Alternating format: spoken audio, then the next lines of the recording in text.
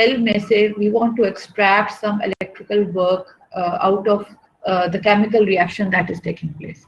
जो chemical reaction हुआ है उससे हम काम निकलवाना चाहते हैं। But I have written here शुरू में बिल्कुल कि आपको 2-3 नेचर के काम आपको दिखाए हैं। वर्क का मतलब, इसका मतलब ये है कि वर्क हैज न्यूमरस डेफिनेशंस, बहुत सारी डेफिनेशंस वर्क की हो सकती हैं। Few of them are I have written over here, वो वाली जिनके साथ आप वाकिफ हैं, शायद इससे ज्यादा भी आपको पता हो। पहला क्या है, वो मैकेनिकल वर्क, फोर्स अप्लाइड, और डेल्टा मैंने जानबूझ के लगाया F इंटू डी लिखने के बजाय कि कोई डिस्प्लेसमेंट हुई है, जाहिर बात है, ठीक है ना। दूसरा जो सा है, जो थर्मोडायनामिक्स में काफी सारा पढ़ के बच्चे आए हुए होंगे, कि आपका एक्सपेंशन वर्क जो आपकी गैस कर रही होती है, P delta V, change in volume, जाहिर बात है कि हमें नजर आया कि वॉल्यूम जो है वो चेंज हुआ है। और जो तीसरा वाला है इलेक्ट्रिकल वर्क है, इसमें क्योंकि और मेरे पास जाहिर बात है फॉन्ट वाला मैंने चेंज नहीं किया हुआ, तो ये जो Q डेल्टा V है, इसके अंदर जो V है वो वोल्टेज है इस वक्त यहाँ पे, ठीक है।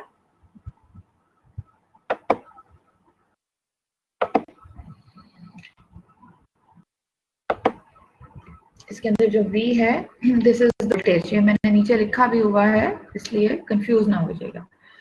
इसी तरह के work, mechanical work, expansion work, electrical work, मैंने फिर तो और उसको एलैबोरेट किया है।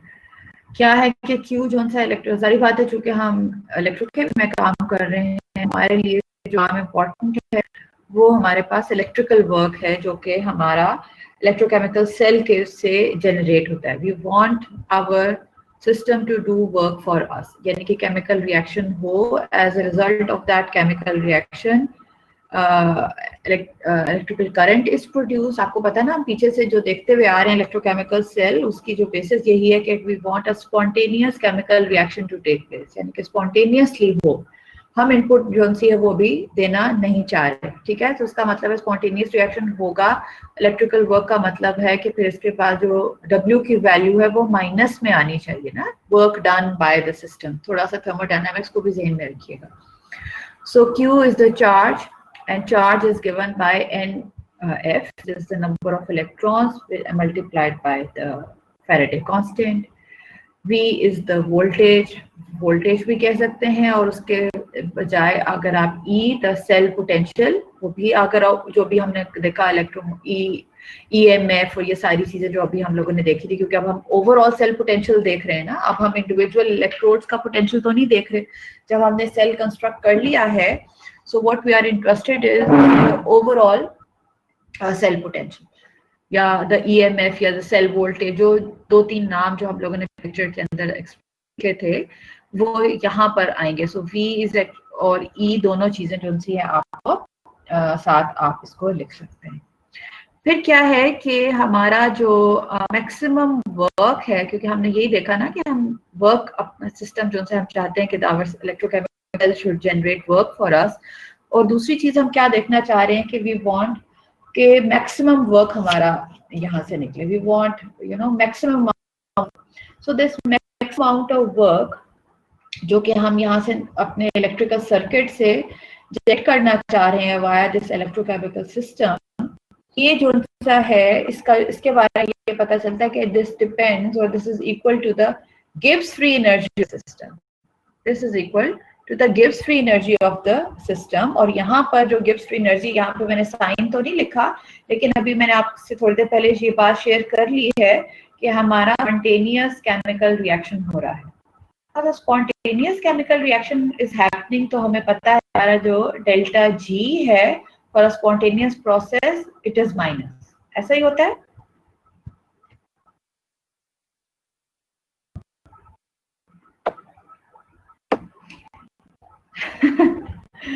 मिस्टर गिब्स के साथ नेगेटिव नहीं मैंने लगाया जानबूझ के, इस वजह से कि हम तो जाहिर बात है स्पॉन्टेनियस पढ़ रहे हैं, लेकिन आपको पता है नॉन स्पॉन्टेनियस रिएक्शन जो वो भी होते हैं ना, जो आपका इलेक्ट्रोलिसिस वाला जो प्रोसेस है उस सामा, वो जो सा है वो नॉन स्पॉन्टेनियस होता है ना,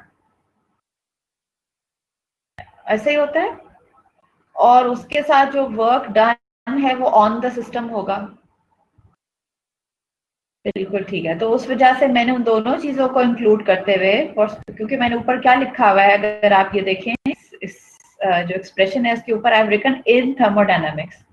तो थर्मोडायनामिक्स के अंदर तो दोनों चीजें आती है ना, स्पॉन्टेनियस रिएक्शन भी आता है और आपका नॉन स्पॉन्टेनियस रिएक्शन भी आता है। आपका इलेक्ट्रोकेमिकल सेल आपका स्पॉन्टेनियस है, वहां पे जाहिर बात अगर डेल्टा जी नेगेटिव है तो ऑटोमेटिकली जो वर्क डन है वो भी नेगेटिव हो जाएगा, ऐसे ही होगा ना।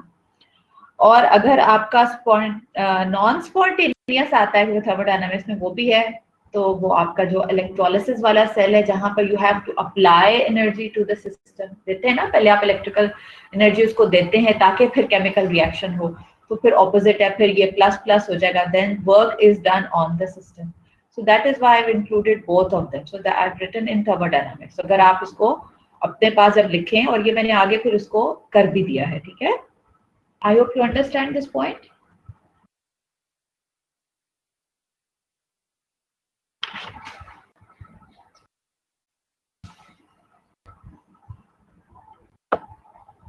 ठीक, वेरी गुड, ओके वंडरफुल। तो हमने देखा कि स्पॉन्टेनियस और नॉन स्पॉन्टेनियस दोनों के लिए अगर हो तो वर्क डन जितना भी होगा, या work maximum work which can be extracted out of this depends on the change in Gibbs free energy of the system. This change in Gibbs energy can be spontaneous, तो positive sign होगा, can be negative, तो इसका मतलब है sorry spontaneous है तो आपकी negative है, और अगर नॉन स्पॉन्टेनियस है तो वो आपकी पॉजिटिव। अब आ जाए हम अपने इलेक्ट्रोकेमिकल सिस्टम जिसको देख रहे हैं, इसके अंदर हमें क्या नजर आ रहा है कि हमने जो वर्क डन वो हमने यहाँ से दिया, पहली एक्सप्रेशन ये जो हमारी थी जहाँ पे कर्सर मौजूद है, Q delta V, and what is Q NF और V। अब मैं बेशक अगर डेल्टा हटा भी दूं क्योंकि चेंज इन पोटेंशियल है ना, डिफरेंस है, कोई बात नहीं, हम खाली PV भी जिस तरह लिखते हैं, F इंटू डी भी लिखते हैं, इस तरह QV भी लिखते हैं। इसलिए इस चीज को ने क्या कर दिया कि सबकी वैल्यूज पुट की इस वाली में से, तो हमारी जो एक्सप्रेशन है delta G is equal to minus NFE जो सी है वो हमारी बन गई। So this is the work done by an electrochemical system, and the negative sign here shows वही बात जो भी मैंने पीछे सामा के सवाल से एक्सप्लेन की है कि work is done by the system, क्योंकि स्पॉन्टेनियस है ना, ये हमें काम करके दे रहा है। अब क्या है कि इसको, इस एक्सप्रेशन को इस तरीके से भी लिखा जा सकता है, यानी कि आपको अगर डेल्टा जी पता है तो आप जो EMF है या सेल वोल्टेज है वो भी आप निकाल सकते हैं, यानी कि इसको भी आप मैनिपुलेट कर सकते हैं। अब क्या है कि यहाँ पर अगर आप देखें ये और ये वाली जो एक्सप्रेशन नंबर 2 और एक्सप्रेशन नंबर 3 जो सी हैं, दोनों एक दूसरे को रिजेंबल करती हैं। सिर्फ फर्क क्या है कि मैंने जो E और G है उसके ऊपर छोटे छोटे नॉट्स जो से हैं वो डाल दी हैं, ठीक है। वो क्या है कि when all the reactants and products are in their standard states, the EMF electromotive force is called the standard EMF E naught, और उसके साथ जो गिब्स एनर्जी है वो खाली गिब्स एनर्जी चेंज नहीं होगा, वो स्टैंडर्ड गिब्स एनर्जी होगी जिसको डेल्टा जी नॉट जो से कहा जाता है। तो ये दोनों चीजें जो से हैं ये भी हैं, और ये दोनों ये एक्सप्रेशन जो सी हैं दोनों अभी हम यूज करेंगे, तो इस वजह से मैंने इनको लिखा हुआ है, ठीक है। क्योंकि हम जो भी अपना सेल कंस्ट्रक्ट करते हैं उसको हम किसी खास टेम्परेचर पे कर रहे होते हैं ना, तो ये वाला जो आपका एक्सप्रेशन नंबर 3 जो स्टैंडर्ड कंडीशंस होती हैं, आपको स्टैंडर्ड कंडीशंस का कुछ पता है? टेम्परेचर 25, प्रेशर इतना 1 बार, और अगर कंसंट्रेशन ले रहे हैं तो 1, जिस पे आपकी ये जो कितने रिडक्शन पोटेंशियल की जो लिस्ट है, हाँ जी STP, बिल्कुल, जो आपकी रिडक्शन पोटेंशियल की जो लिस्ट है इसके ऊपर अगर आप कभी गौर करें, और आपने किया ही होगा, तो उसमें कंसंट्रेशन ऑफ द आयंस भी लिखी होगी। और ये बात मैंने भी थोड़ी देर पहले भी जब आपसे शुरू से जब हम ये इलेक्ट्रोकेमिस्ट्री स्टार्ट किए तो मैंने आपको रिडक्शन पोटेंशियल के बारे में बताया था कि स्टोइकियोमेट्री से फर्क नहीं पड़ेगा, हाँ कंसंट्रेशन ऑफ द सोल्यूशन जो सी है उससे फर्क पड़ेगा। क्योंकि स्टोइकियोमेट्री का क्या है कि सिर्फ आपने बैलेंस किया ना, तो इधर वे दोनों साइड पे लेफ्ट हैंड साइड पे आपकी जो सी है वो तो रेशो जो सी है फिर वही रह जाएगी, तो वो वाली चीज नहीं, आपकी कंसंट्रेशन जो सी है वो डिफरेंट चीज होती है, that is just the number of moles which are reacting, जो स्टोइकियोमेट्री बताती है। तो कंसंट्रेशन जो सी वो इफेक्ट करती है। तो आप अपने रिडक्शन पोटेंशियल की जब लिस्ट देखें तो उसके ऊपर आपको 1 मोलर कंसंट्रेशन ऑफ द, इसी तरह आपकी जो शी कंस्ट्रक्ट हुई है वो 1 molar solution of that acid लिया हुआ होगा, प्रेशर जो सा है वो 1 बार का लिया हुआ होगा, टेम्परेचर जो सा है वो 25 डिग्री। तो आपकी जो स्टैंडर्ड कंडीशंस होती हैं जिसको STP कहा जाता है, कि आप फिजिकल केमिस्ट्री के जितने भी आप अपने टेबल जब आप देखेंगे, खासतौर पे जो इस तरह के लिक्विड्स वगैरह के साथ डील करते हैं, तो प्लीज आप या गैसेस की रिएक्शन या इस तरह करके तो जरा जरा गौर कीजिएगा कि उनके ऊपर हमेशा जो सा होता है कंडीशन जो सी वो जरूर मेंशन की जाती है, खासकर जहाँ पे इस तरह रिएक्शंस हो रहे होते हैं। तो स्टैंडर्ड कंडीशंस जो सी हैं they are very important to mention, क्योंकि वो स्टैंडर्ड वैल्यूज होती हैं और उन स्टैंडर्ड वैल्यूज के अगेंस्ट पे हमने जो अपना सिस्टम कंस्ट्रक्ट किया हुआ होता है, हम फिर उसकी, इस वजह से आपको नजर आ रहा है कि डेल्टा जी नॉट भी है और खाली डेल्टा जी भी है, यानी कि एक डेल्टा जी नॉट होगा जो कि आपका जो स्टैंडर्ड कंडीशंस पे जब वो रिएक्टेंट्स या प्रोडक्ट्स थे और उनके लिए वो कंडीशन, यानी कि हर एक की अपनी होगी ना, देखिए कोई गैस फेज में है, कोई सॉलिड में है, कोई किस तरह है, कोई किस तरह है, ये स्टैंडर्ड कंडीशंस उनकी अपनी है। 25 पे किसी की कोई स्टैंडर्ड स्टेट है, कोई किसी स्टेट पे मौजूद है, इस तरह होता है। तो वो उनके ऊपर वो स्टैंडर्ड वैल्यूज हैं। फिर उन स्टैंडर्ड वैल्यूज के अगेंस्ट हमने अपना रिएक्शन, क्योंकि हमने इलेक्ट्रोकेमिकल सेल के लिए ये शर्त भी तो रखी हुई है ना कि वो डिफरेंट टेम्परेचर्स पे भी हम उसको ऑपरेट कर सकते हैं। तो फिर अगर हम उसको स्टैंडर्ड टेम्परेचर के अलावा, यानी जरूरी तो नहीं कि हमने हर सेल को 25 पे ही ऑपरेट करना है, हो सकता है कोई सेल इससे ज्यादा हाई टेम्परेचर पे हो रहा हो। सेल्स वाला होते हैं वो लो टेम्परेचर वाले भी होते हैं और हाई भी होते हैं, कोई 800 पे भी हो रहा होता है, कोई मोर देन 1000 पे हो रहा होता है, कोई 200 पे हो रहा होता है, तो वो स्टैंडर्ड टेम्परेचर तो ना हुआ ना।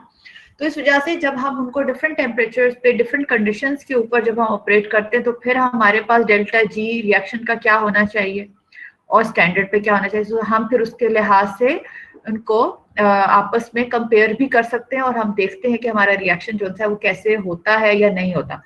मैंने आगे एक थोड़ा सा न्यूमेरिकल भी इसके लिहाज से यहाँ पर आगे एक उसको डिस्क्राइब किया है ताकि हम उसको समझ सकें। सो डेल्टा जी हमें दोनों तरह के जो है वो नजर आ रहे हैं। ठीक है, ये क्लियर हो गई बात। तो मैं अगली वाली स्लाइड पे चलूं।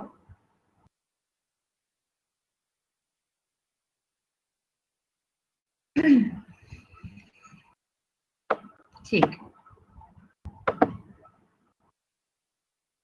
अच्छा, अब आज देखें कि हमने वो जो अपनी एक्सप्रेशन जो सी थी, एक्सप्रेशन 2 या ये वाली एक्सप्रेशन इक्वेशन नंबर 1 जो हम लोगों ने ये वाली बनाई है, और इसी से ही हमने अपनी बाकी दोनों इक्वेशन जो सी हैं वो बनाई है। इस एक्सप्रेशन को अपने जहन में रखें, delta G is equal to minus NFE। इसकी थोड़ी सी बातें जो सी हैं वो अगली वाली स्लाइड में आ रही है। What are the things that you should note from equation 1? जो बच्चे मेरे साथ पहले पढ़ चुके हैं या जो अभी पढ़ रहे हैं मेरे साथ, सारी बात है, जरा वो वाला क्लासरूम वाला हमारा इंटरेक्शन तो नहीं हो रहा, लेकिन आपको याद होगा कि फिजिकल केमिस्ट्री करते वक्त जिस चीज पे फोकस मैंने आप लोगों को करने के लिए कहा था वो ये था कि जब हम करते हैं तो हम एक डिस्क्रिप्टिवली भी पढ़ते हैं, फिर हम अपनी इक्वेशंस को भी बनाना सीखते हैं उन्हीं डिस्क्रिप्शंस के थ्रू, और फिर उन्हीं ही एक्सप्रेशंस के थ्रू फिर हम अपने ग्राफ जो से हैं वो भी बनाते हैं। लेकिन मजे की बात यह कि सिर्फ उनको बनाना नहीं जरूरी होता, उनको अंडरस्टैंड करना जरूरी होता है, यानी कि हम समझते हैं, उनको एक एक को रीड करना होता है। एक्सप्रेशन जो आपकी मैथमेटिकल, जो आपकी फिजिकल केमिस्ट्री में अदरवाइज आपको मिलती हैं, उनको आपको पढ़ना आना चाहिए। इसी तरह ग्राफ सिर्फ बनाना आना नहीं चाहिए, उसको रीड करना आना चाहिए कि वो आपको एक एक लाइन, एक एक पॉइंट जो है वो आपको क्या इंफॉर्मेशन दे रहा है। सो this is exactly what is happening in this slide that will be noting the things from equation number 1। Number 1 आपको सबसे पहले क्या नजर आ रहा है कि negative sign, delta G is equal to minus NFE। पहले बता दिया कि स्पॉन्टेनिटी का जो क्राइटेरिया है वो ये है कि डेल्टा जी जो है वो नेगेटिव होना चाहिए। ठीक है ना, यानी कि आप नेगेटिव उधर लगा दें या इधर लगा दें, इधर में। ठीक है, और अगर उस एक्सप्रेशन को, जो कि वो स्लाइड तो इस वक्त मूव कर चुकी है आगे, अपने पास जरा कॉपी पे अगर लिख लें तो फिर मैं आपको अगले पॉइंट बताऊं, यानी कि आप लिखें delta G is equal to minus NFE, तो फिर आपको क्या पता चल रहा है कि नेगेटिव साइन है जो कि लेफ्ट हैंड साइड पे भी प्लेस किया जा सकता है और राइट हैंड साइड पे प्लेस किया जा सकता है। उससे कोई फर्क तो नहीं पड़ेगा ना, क्योंकि इधर वो बात तो एक ही कन्वे कर रहा है। So delta G क्या बता, this negative sign is telling us that the spontaneity for delta G। ठीक है, तो अगर आ जाए, अगर मैं इस नेगेटिव साइन को 1 मिनट के लिए अपने राइट हैंड साइड से हटाकर डेल्टा जी नेगेटिव जोन है उसकी तरफ ले आऊं on the left hand side, तो फिर मुझे क्या पता चलेगा, फिर मेरी एक्सप्रेशन बन जाएगी minus delta G is to N F E, ऐसे ही हो जाएगी। तो इससे मुझे पता चला कि this corresponds to an to a positive EMF, यानी कि जो हमारे पास इलेक्ट्रोमोटिव फोर्स है वो पॉजिटिव हो गई है ना, उस तरफ अगर हमने रखी हुई है राइट हैंड साइड पे, तो मेरी जो इलेक्ट्रोमोटिव फोर्स है वो इस वक्त नेगेटिव के साथ आ रही है। लेकिन अगर I move this negative sign here, कोई फर्क तो नहीं पड़ेगा ना उससे। तो क्या होगा कि मुझे क्या नजर आ रहा है कि स्पॉन्टेनिटी जो क्राइटेरिया डेल्टा जी का है उसके लिए ये जरूरी है कि मेरी जो इलेक्ट्रोमोटिव फोर्स है that has to be positive. ठीक है, so my electromotive force has to be positive. So when my electromotive force is positive for an electrochemical cell, the cell is galvanic and the reaction will proceed in the forward direction. ये वही बात है जो कि मैंने थोड़ी देर पहले भी आपके साथ स्पॉन्टेनिटी के हवाले से की थी, जिसमें इलेक्ट्रोलिसिस और इलेक्ट्रोकेमिकल सेल के बारे में बताया था, लेकिन अब मैं इस एक्सप्रेशन के लिहाज से आपको बता रही हूँ कि व्हेन माय, ये बात समझ में आई है आपको जो मैंने भी सेंटेंस बोला है कि मेरा इलेक्ट्रोकेमिकल सेल है और गैल्वेनिक है and reaction will proceed in on the right hand side, क्योंकि आपके जो रिएक्टेंट्स होते हैं वो आपके लेफ्ट हैंड साइड पर होते हैं और जो प्रोडक्ट्स होते हैं वो आपके राइट हैंड साइड पर होते हैं ना। ऐसे ही होता है ना जब आप रिएक्शन लिखते हैं, so R converts into P, so reactants are written on the left hand side and products are written on the right hand side. तो इसी वजह से मैंने कहा the reaction will proceed in the forward direction or towards the right hand side. ठीक है, तो इसका मतलब है कि मैं जो सेल है वो spontaneously प्रोसेस हो रहा है and this kind of a cell is known as an electrochemical cell. ठीक, और जो अदरवाइज अगर ये हो जाए कि अगर मेरा डेल्टा जी जोन सा है वो फॉर एग्जांपल पॉजिटिव हो जाए और मेरा डेल्टा और that corresponds to a negative delta E, और नेगेटिव डेल्टा ई का मतलब है कि now the reaction is non spontaneous and electromotive force यानी कि some energy has to be supplied to the system. Energy को सप्लाई अब हमें सिस्टम को खुद से करना पड़ेगा and so we have constructed instead of an electrochemical cell an electrolytic cell, क्योंकि इलेक्ट्रोलिटिक सेल के अंदर नॉन स्पॉन्टेनियस जो है वो प्रोसेस हो रहा है। तो दो चीजें इंपॉर्टेंट है कि हमें इस नेगेटिव साइन से दो चीजें पता चल रही हैं कि हमें जी की बारे में तो पता चल ही रहा है कि वो नेगेटिव या पॉजिटिव होना चाहिए, लेकिन हमें साथ साथ जो ई है उसके बारे में भी पता चल रहा है कि उसका जो साइन है उसकी इंपॉर्टेंस क्या है। यानी कि अभी तक हमें थर्मोडायनामिक्स के through we know what is the importance of a negative और अ पॉजिटिव साइन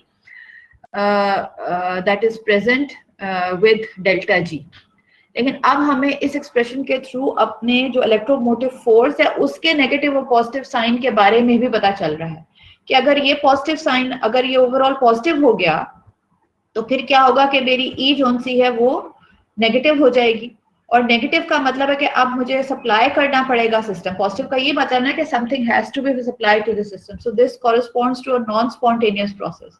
सो फिर मेरी इंस्टेड ऑफ इलेक्ट्रोकेमिकल सेल मेरा इलेक्ट्रोलिसिस का जो है वो प्रोसेस हो रहा है because my delta G has become positive now और इट इज ग्रेटर देन 0। समझ में आई इस नेगेटिव साइन की इंपॉर्टेंस। अब आ जाए दूसरा पॉइंट, इससे मुझे ये भी पता चला, इससे मुझे ये भी पता चला कि मेरा G और इस एक्सप्रेशन से ये भी पता चला कि G and E they are directly related to each other. यानी कि जो E which is the potential difference या द सेल वोल्टेज, क्योंकि अब ओवरऑल वोल्टेज की तरफ हम आ गए हैं, या the EMF of the cell जो कि दोनों इलेक्ट्रोड के दरमियान है, it is actually the measure of the tendency for the cell reaction to take place. यानी कि अभी हम जी के थ्रू एवेलुएट कर रहे थे अपने रिएक्शन को कि वो होगा या नहीं होगा। अब हमें पता चला इस रिलेशनशिप के थ्रू कि G and E they are also related directly with each other, और ई जोन सा है which is the potential difference और the electromotive force, this is also a measure of the tendency for the cell reaction to take place, यानी कि जितना ज्यादा positive होगा ई की वैल्यू, यानी जितना ज्यादा सेल पोटेंशियल पॉजिटिव होगा उतनी ज्यादा टेंडेंसी होगी for that reaction to take place, यानी कि ई का जितना बड़ा होना उससे हमें पता चलेगा। इसलिए तो हम जब अपना ये जो रिडक्शन पोटेंशियल की सीरीज के थ्रू जब हम अपना सेल कंस्ट्रक्ट करते हैं तो हम क्या करते हैं, एक हमारी शर्त होती है कि जो सबसे अच्छा सेल कंस्ट्रक्ट होगा वो वाला होगा जिसमें से एक हम लोगों ने बिल्कुल टॉप से ली हुई है, अपनी इलेक्ट्रोड बनाई हुई है, और एक जोन सी है हमने अपना जो सेल है दूसरा हाफ सेल जोन सा है वो बिल्कुल हम लोगों ने बॉटम से लिया हुआ है, क्योंकि उस तरह हमारे पास मैक्सिमम जोन सी है वो ईएमएफ या सेल पोटेंशियल जोन सा है वो हमारे पास होगा।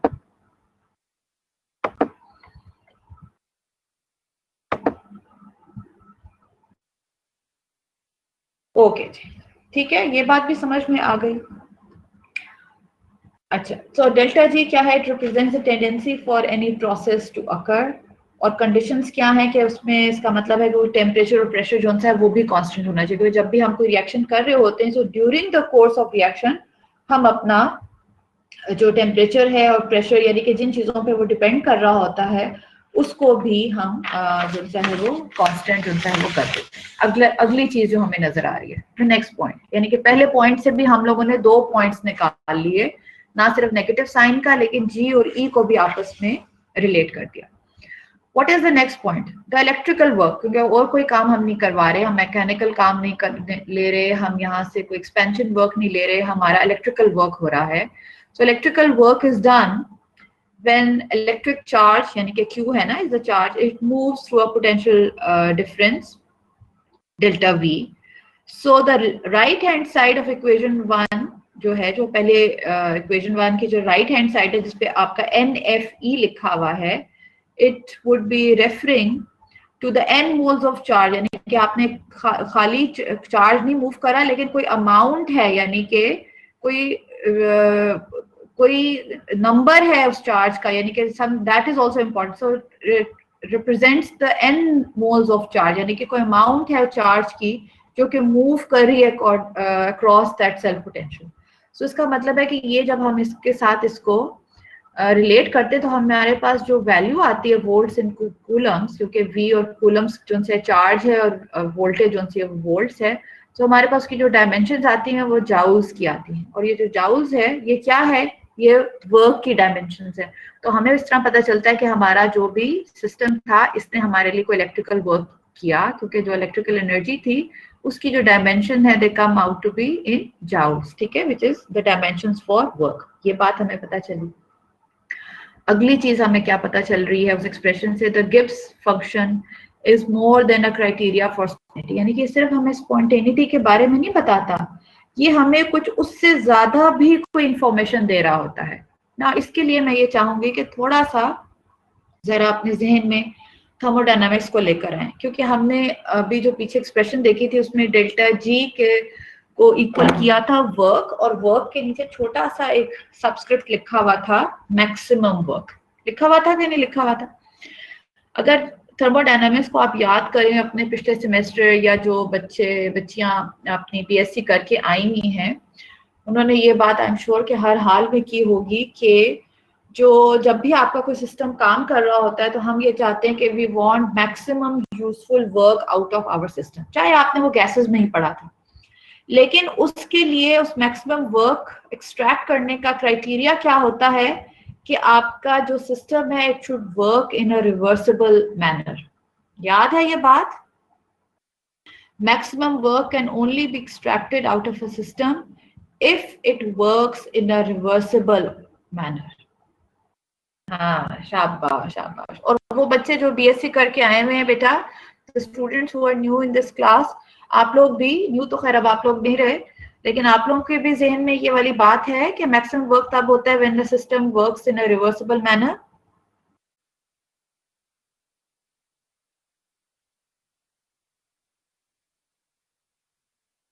ठीक।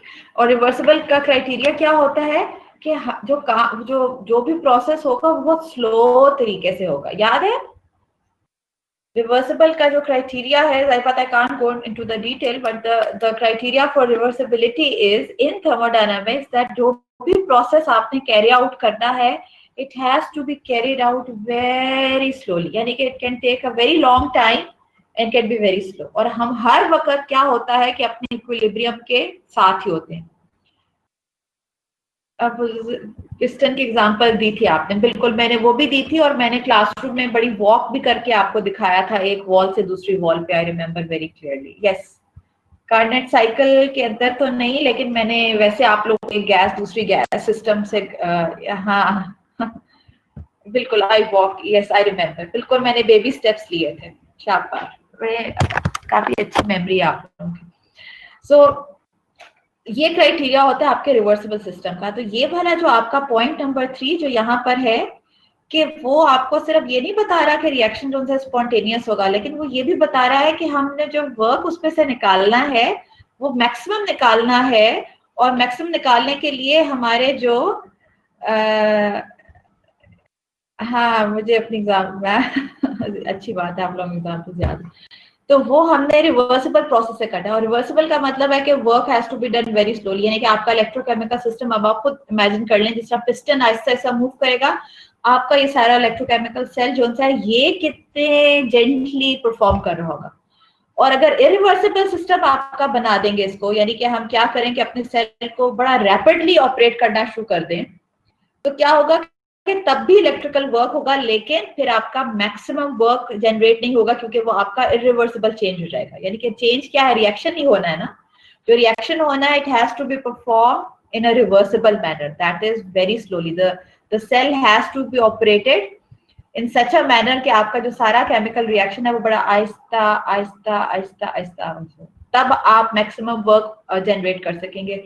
क्योंकि at all times you will be very close to an equilibria. Equilibria क्या कि बस आपका लगा कि जिससे चेंज हुआ ही नहीं. और दूसरा क्या है कि अगर आपने काम निकलवा लिया लेकिन वो मैक्सिमम नहीं था, इसका मतलब है कि आपका जो सिस्टम है वो वर्क तो कर रहा था लेकिन इरिवर्सिबली कर रहा था. उस केस में आपने क्या हुआ कि आपने अपने सेल को बहुत रैपिडली ऑपरेट करवा दिया, कि उसको जो उसकी वजह से जो उसने हमें इलेक्ट्रिकल वर्क सप्लाई किया वो बहुत कम था. तो उस केस में आपका मैक्सिमम वर्क जो है वो जनरेट नहीं होगा. ठीक है. अच्छा, यहाँ पर मैं एक और टर्म आपके लिए इंट्रोड्यूस छोटी सी करवा दूं, वो ज्यादा डिटेल नहीं बताऊंगी, क्योंकि आपका जब मैक्सिमम वर्क होता है और वो आपका हर वक्त सिस्टम इक्विलिब्रियम रहता है, तो इक्विलिब्रियम जो सा है उसका क्या मतलब होता है कि आपका डेल्टा जी जो सा है वो 0 हो जाना चाहिए ना. आपको याद पता है ये बात थर्मोडायनामिक्स में, at equilibria change in Gibbs free energy, change in entropy सारी कम 0. जब सिस्टम चल रहा होता है तब आपका जो प्रोसेस है वो डेल्टा जी या डेल्टा एस पॉजिटिव या नेगेटिव हो रहे होते हैं. जब आपका इक्विलिब्रियम आ जाता है तो आपका 0 हो जाता है. ये याद है आपको ये वाली बात?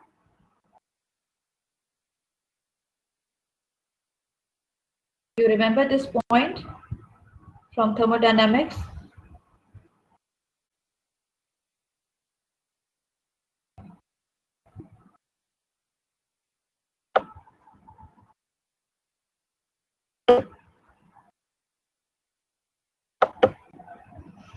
हाँ याद आ गया. बिल्कुल ठीक है, बिल्कुल ठीक है. और वो और बच्चे भी, बाकी all the other students, do you all remember this thing? ये भी आप लोगों ने किया हुआ होगा अपने थर्मोडायनामिक्स पे.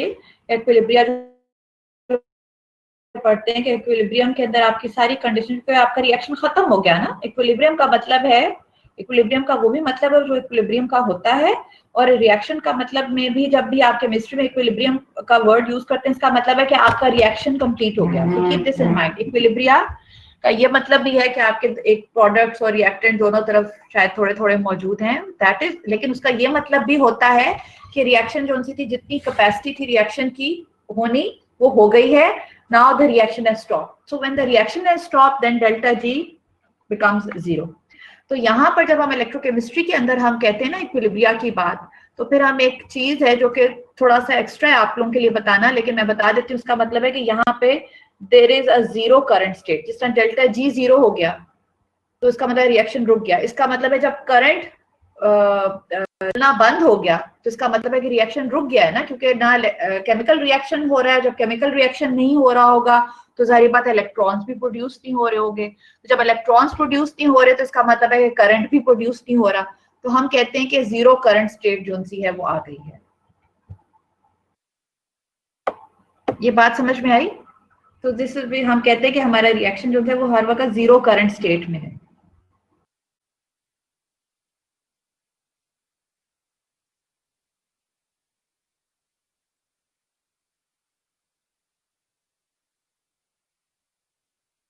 Is this point clear?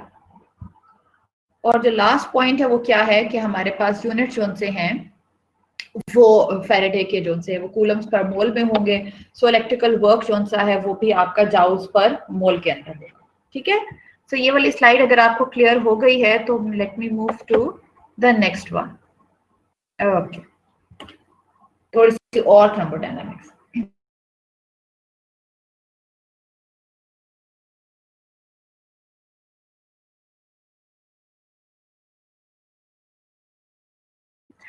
Ma'am repeat कर दें प्लीज।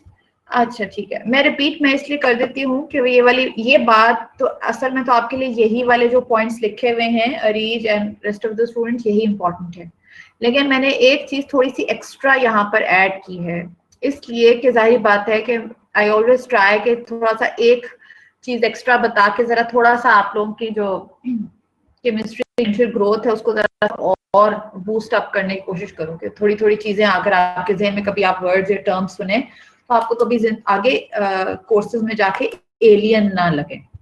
उसमें था एक जीरो करंट स्टेट। इस मैक्सिमम यूजफुल वर्क हमारा तब होता है जब हमारा सिस्टम रिवर्सिबली काम कर रहा हो। रिवर्सिबल सिस्टम के काम करने का मतलब है कि हमने अपने सिस्टम को यानी इस रिएक्शन को बहुत ही स्लोली कैरी आउट किया। स्लोली कैरी आउट करने का मतलब थर्मोडायनामिक्स में ये होता है कि आपका हर वक्त सिस्टम जो है वो एक स्टेट ऑफ इक्विलिब्रिया में ही रहा। अच्छा, अब स्टेट ऑफ इक्विलिब्रिया की कंडीशंस क्या होती हैं थर्मोडायनामिक्स के लिहाज से? जब आप देखें तो इक्विलिब्रिया की कंडीशन ये है कि रिएक्शन जो है वो बिल्कुल ऐसे फील हुआ कि जैसे चला ही नहीं, और दूसरा मतलब ये होता है कि आपका रिएक्शन जो है वो कंप्लीट हो गया। So whenever reaction is complete you can say कि हमारा रिएक्शन इक्विलिब्रियम अटेन कर चुका है।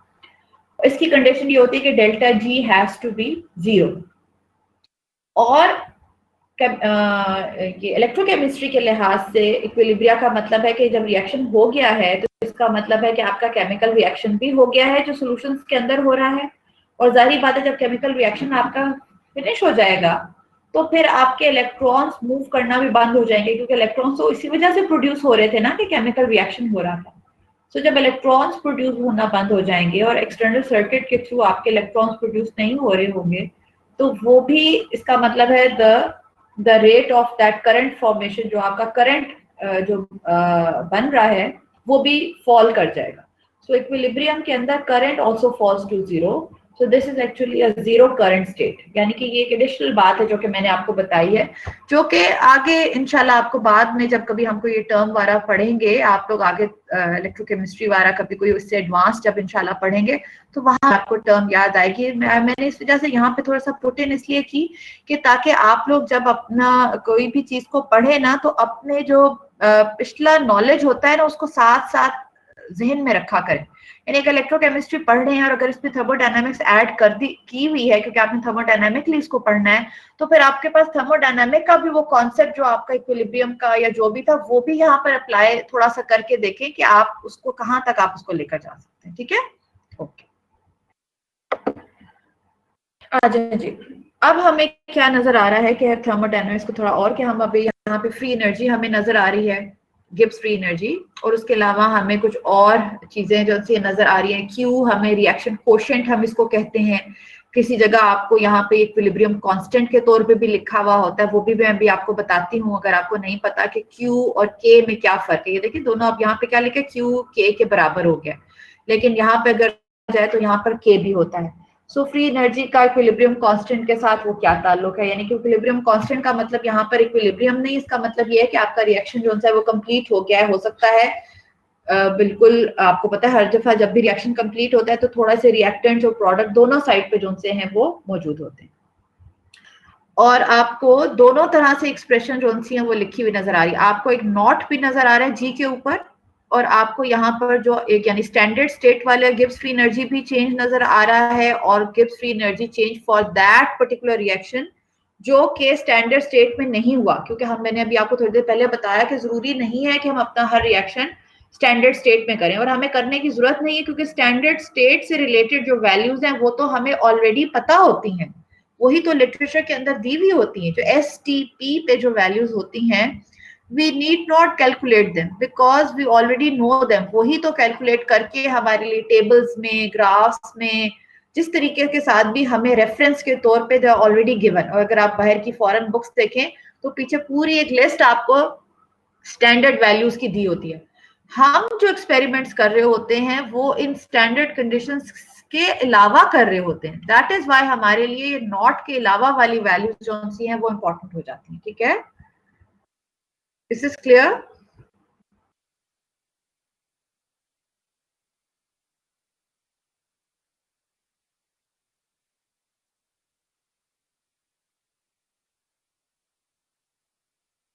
सही सही सही।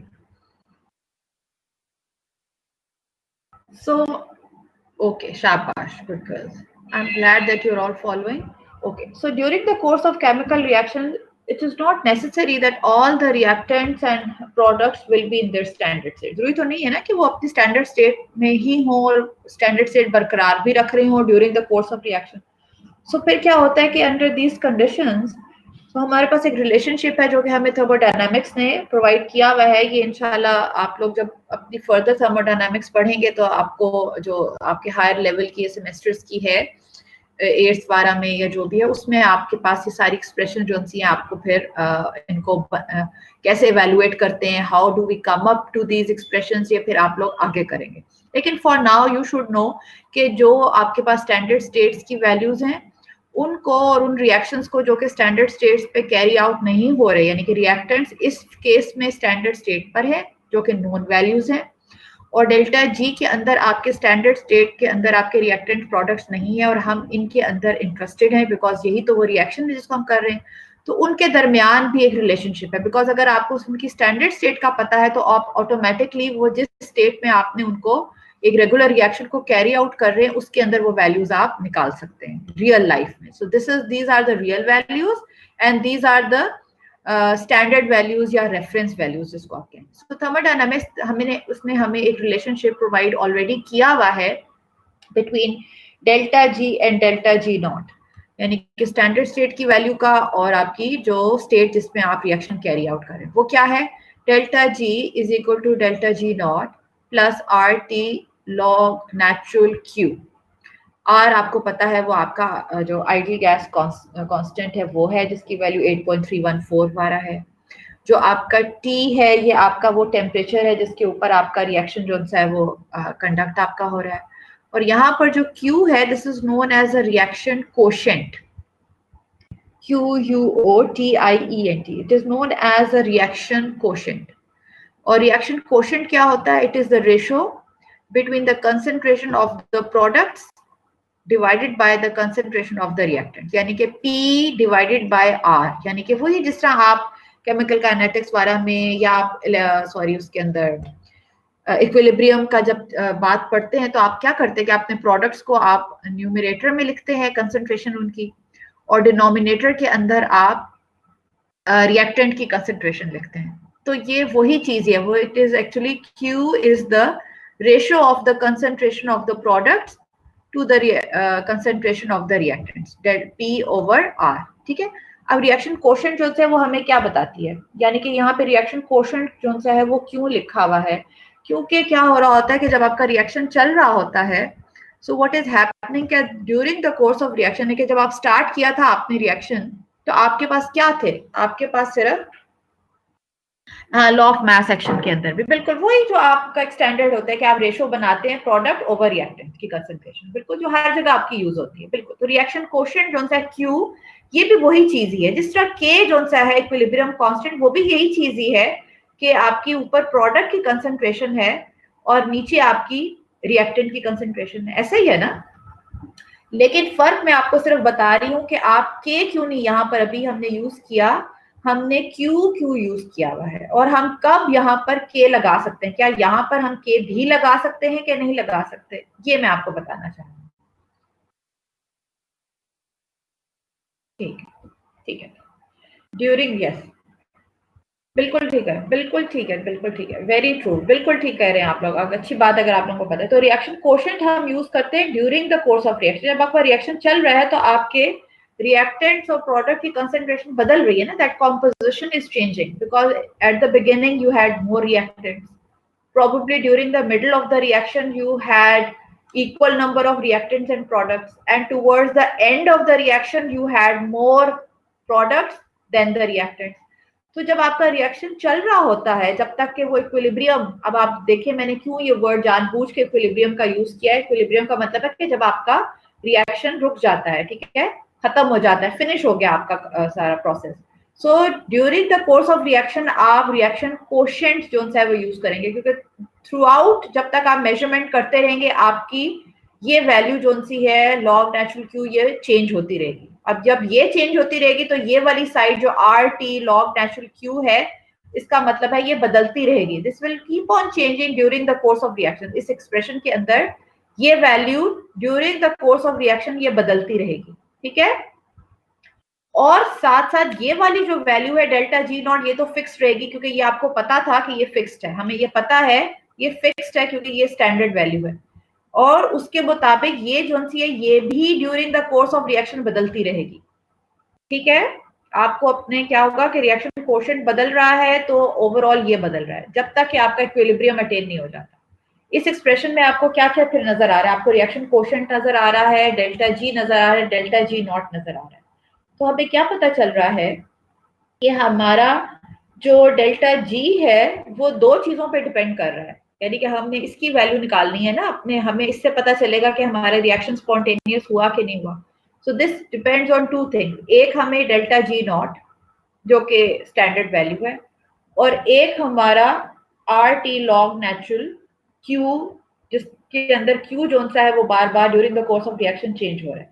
सो for a reaction which is carried out at a fix temperature, यानी कि हमें पता है एस टी पी के ऊपर डेल्टा जी नॉट जो सा हमारा फिक्स्ड है, लेकिन हमारा R T log natural Q जो सा है वो फिक्स नहीं है, क्योंकि कॉम्पोजिशन चेंज हो रही है तो ये भी चेंज हो रहा है।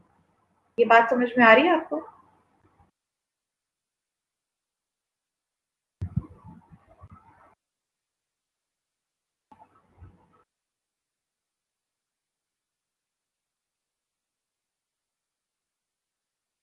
बेटे did you understand this point, delta G की dependence on delta G naught and R T log natural Q? ठीक है, सही है। अब हमने क्या किया, बिल्कुल ठीक है। अब इसकी वजह से ना अगर आप ओके ठीक है, ठीक है। अब क्या हुआ कि जारी बात है, अगर ये हमारा फिक्स्ड हमें पता है फॉर अ सर्टेन रिएक्शन, अगर हमारा डेल्टा जी नॉट नेगेटिव है तो फिर हमने क्या करना है कि इसको भी नेगेटिव करने के लिए, टू मेक इट नेगेटिव, हम अपना रिएक्शन जो है फॉरवर्ड मूव करेंगे ताकि हमारे ज्यादा रिएक्टेंट जो है प्रोडक्ट्स पे कन्वर्ट हो। दूसरी चीज क्या है कि हमारा जब तक कि इन दोनों की वैल्यू बैलेंस ना कर जाए और जब हमारा रिएक्शन रुक जाएगा तो ये जो भी डेल्टा जी नेगेटिव की वैल्यू थी ये इसके साथ पॉजिटिव के साथ मैच करके ये दोनों ऑपोजिट साइन के साथ इक्वल वैल्यूज हो जाएंगी और डेल्टा जी जीरो हो जाएगा। इसी तरह अगर हमारा नॉन स्पॉन्टेनियस रिएक्शन है तो डेल्टा जी नॉट जो सा है वो पॉजिटिव होना चाहिए, और रिएक्शन जब हमारा कंप्लीट हो तो हमारा ये वाला जो पोर्शन है are T log natural Q ये सेम वैल्यू के साथ नेगेटिव में होना चाहिए ताकि ये दोनों कैंसिल हो जाए और डेल्टा जी जो सा हमारा जीरो हो जाए। यानी कि हम जब चाहेंगे कि हमारा रिएक्शन हो जाए तो हमारा डेल्टा जी जो सा है जब इक्विलिब्रियम को रीच कर जाए तो डेल्टा जी को जीरो हो जाना चाहिए। This delta G can become zero both for a spontaneous and a non spontaneous process, इन दोनों की इक्वल एंड ऑपोजिट वैल्यूज के साथ, वैल्यूज न्यूमेरिकल नंबर बराबर हो लेकिन साइंस दोनों के ऑपोजिट हो। तो उसके लिहाज से पी और क्यू जोन से हैं प्रोडक्ट्स और रिएक्टेंट, अभी जो रोमा ने लिखी थी बात, वो वेरी करेंगे। एक केस के अंदर आपके पास प्रोडक्ट जो से वो ज्यादा होने चाहिए अगर आपका पास डेल्टा स्पॉन्टेनियस रिएक्शन है, और दूसरे केस के अंदर जो नॉन स्पॉन्टेनियस है आपका रिएक्टेंट्स का नंबर जो सा है वो ज्यादा होना चाहिए, यानी कि रिएक्शन आपका राइट हैंड साइड से लेफ्ट हैंड साइड में जा रहा है। अच्छा, फिर उसके बाद मैम अगर वैल्यूज इक्वल नहीं होती तो फिर अगर वैल्यूज इक्वल नहीं होती तो इसका मतलब है कि reaction is still going on. अगर रिएक्शन, क्योंकि ये चेंज हो रहा है ना delta G, it will change change change change change जब तक के जीरो नहीं हो जाता। ये क्राइटेरिया है रिएक्शन के होने का और उसके इक्विलिब्रियम रीच करने का। As long as the reaction is going on, the value of delta G will keep on changing. When the reaction comes to a stop, equilibrium attain हो गया तो डेल्टा जी की वैल्यू जो सी है वो zero हो जाती है। लेकिन जब तक ये कॉन्स्टेंटली चेंज हो रही है तो this is giving us a clue that the reaction is still going on. Yes, negative और पॉजिटिव क्या इंडिकेट करता है? नेगेटिव ये इंडिकेट करता है कि आपका स्पॉन्टेनियस रिएक्शन था और रिएक्टेंट से प्रोडक्ट्स बन रहे हैं, और पॉजिटिव वैल्यू ये इंडिकेट करती है कि आपका नॉन स्पॉन्टेनियस प्रोसेस है और आपका जो बैकवर्ड रिएक्शन है वो ज्यादा फेवरेबल है, यानी कि प्रोडक्ट से रिएक्टेंट्स आ रहे हैं या फिर इलेक्ट्रोलिसिस जो सा है वो हो रहा है, ये इंडिकेट करते हैं। तो इधर way the reaction can go on and on, एक चीज ज्यादा नेगेटिव होती जाएगी जब तक कि जीरो नहीं पहुंच जाए। ठीक है, शाबाश, गुड क्वेश्चन। फिर उसके बाद अगली एक्सप्रेशन में हमने क्या किया कि हमने डेल्टा जी की जगह वही जो हमारी एक्सप्रेशन नंबर 2 थी वहां से माइनस एन एफ ई और एक्सप्रेशन नंबर 3 से minus N F E dot जो था स्टैंडर्ड वैल्यू वो हमने लगा दी। फिर इन दोनों left and right hand side को माइनस एन एफ ई के साथ डिवाइड कर दिया, तो हमारे पास बड़ी फेमस जो नर्स इक्वेशन है वो हमारे पास आ गई। और आई एम श्योर ये आपने पहले भी देखी होगी, E is equal to E not minus R T over N F log natural Q. ठीक, और ये नर्स इक्वेशन को दोनों तरीके के साथ लिखा जा सकता है, लॉग नेचुरल की फॉर्म में भी लिखा जा सकता है और ये वाली जो सी है आपकी लॉग टू द बेस 10 के लिहाज से भी इसके साथ भी आप बहुत सारे फेमिलियर होंगे। जरा थोड़ा सा नीचे जो सा इसको भी जरा पढ़ लेते हैं, अगर आपको ये नजर आ रहा है कि क्या हो रहा है कि ड्यूरिंग द, ये वही बातें जो मैंने आपको बताई थी, during the course of operation of a galvanic cell, जब आपका रिएक्शन हो रहा है, गैल्वेनिक सेल आपका चल रहा है, electrons will flow from the anode to the cathode, बिल्कुल जाएंगे। ऐसा ही होता है कि आपके इलेक्ट्रॉन्स एनोड से कैथोड की तरफ जाते हैं और उसके रिजल्ट में क्या होगा, प्रोडक्ट्स आपके फॉर्म होंगे और जो रिएक्टेंट्स की जो कंसंट्रेशन है वो डिक्रीज होगी। बिल्कुल ऐसा ही होगा, रिएक्टेंट्स कम होते हैं, प्रोडक्ट ज्यादा बनते हैं। And Q will keep on increasing, क्योंकि यहां से हमें पता चल रहा है प्रोडक्ट ज्यादा होंगे, अगर ऊपर न्यूमरेटर ज्यादा है तो फिर Q की वैल्यू ज्यादा होगी, जिसका मतलब है कि E will keep on decreasing. अब आपको पता है E और G जोन से वो दोनों रिलेटेड है। E जोन सा है, जितना G जोन सा है वो कम होगा, नेगेटिव होगा, उतना ही E जोन सा है वो होगा इवेंचुअली। यानी E का कम होने का मतलब ये कि आहिस्ता आहिस्ता रिएक्शन जोन सा है वो स्लो हो रहा है ना। पहले उसके अंदर ज्यादा एबिलिटी थी काम करने की, अब चूंकि रिएक्टेंट यूटिलाइज होना शुरू हो गए हैं तो अब एबिलिटी उसके अंदर कम हो रही है। इवेंचुअली क्या होगा कि सेल का काम करना बंद कर देगा क्योंकि इक्विलिब्रियम आ गया। अब जब इक्विलिब्रियम आ गया, there is no net transfer of electrons. ये याद करें, ये पिछली वाली स्लाइड में जो मैंने आपको पॉइंट्स बताए थे जीरो करंट वाली बात, ये एग्जैक्टली वो वाली यहाँ पर दी हुई है। सो जब इक्विलिब्रियम आ गया तो there is no net flow of electrons का मतलब रिएक्शन रुक गया। So E has become zero. अब जब ई जीरो हो गया तो ऑटोमेटिकली डेल्टा जी जो सा है, because G and E are related, तो आपका डेल्टा जी भी जीरो हो गया, ये जो मैंने इक्विलिब्रियम वाली बात आपको बताई थी। और अब हम के क्यू की जगह बड़े आराम से के को रिप्लेस कर सकते हैं क्योंकि अब हमारा रिएक्शन रुक गया है। Now instead of writing the reaction quotient we can use equilibrium constant because equilibrium has reached. I hope you have understood this point. ये बड़ा इंटरेस्टिंग सा था और दो तीन चीजों को रिलेट करके ये आपसे बात की गई है।